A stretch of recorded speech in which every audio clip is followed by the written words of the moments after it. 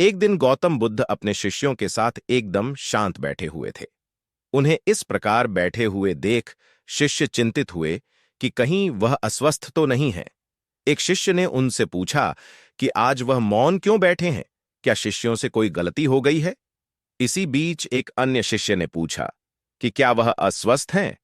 पर बुद्ध मौन रहे। तभी कुछ दूर खड़ा व्यक्ति जोर से चिल्लाया, आज मुझे सभा में बैठने की अनुमति क्यों नहीं दी गई है? बुद्ध आंखें बंद करके ध्यान मग्न हो गए। वह व्यक्ति फिर से चिल्लाया, मुझे प्रवेश की अनुमति क्यों नहीं मिली?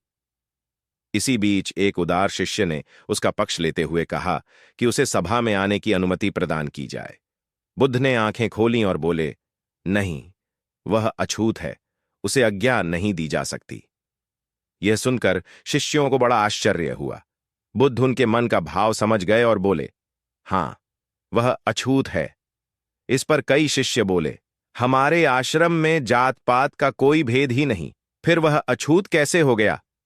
तब बुद्ध ने समझाया, आज वह क्रोधित होकर आया है। क्रोध से जीवन की एकाग्रता भंग होती है।